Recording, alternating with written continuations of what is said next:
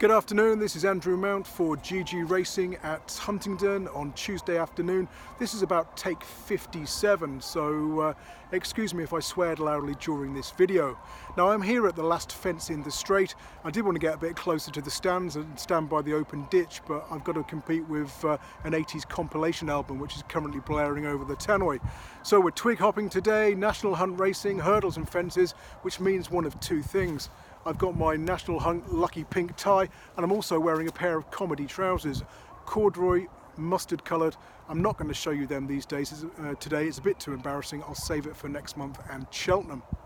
Now I've put one up in the first race today, which is Alzira Grand. This one's been well backed, 14s into 6s, and I certainly hope the confidence is justified, and for that to happen I think he's got to be ridden a lot closer to the pace and a lot more forcefully than he was on his first 3 runs over hurdles, after which the handicapper interestingly didn't give him a mark.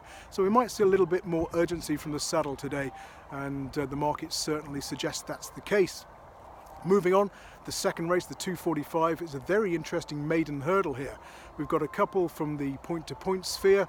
One of those is Getaway Meg for Dan Skelton. Now she was a winner between the flags when last seen, that was in Ireland in the spring, after which she changed hands for 45,000 quid. Now Skelton's given her a wind up, and when he gives a mare a wind surgery, they win 9 times from 25 on their next start, a 36% strike rate and a profit of £7.88 to a £1 level stake. So I'm hoping the wind up can do the trick with her. I wanted to take on Time to Chill here. This one won twice in bumpers, including here at Huntingdon. But Scorpion Offspring don't have the best record when going over hurdles for the first time. A 4.5% strike rate from a big sample and a massive level stakes loss of almost £273 to a £1 stake. The mares going over hurdles for the first time were just 2 from 82, which really makes me think she's going to need her first experience of hurdles today. Moving on, the 315, this is a novice's handicap chase. Not a betting medium I usually favour, but this is quite an interesting one. A big field and a strong pace looks likely. Now normally at Huntingdon I want to be on the front runners. They do well over fences here of getting into a rhythm and can be hard to peg back in small fields. But we've got plenty of runners here today. Plenty of them like to go forward as well, so maybe it could be set up for a closer. There's a couple I like here. Rennick for the aforementioned Dan Skelton. He's had 3 runs on good ground, second, first and first. And Bad Boy DePolder for Gary Moore. This one's a little bit old to be running in these races, an 8-year-old, but he's missed a lot of time through injuries, been off the track for 589 days.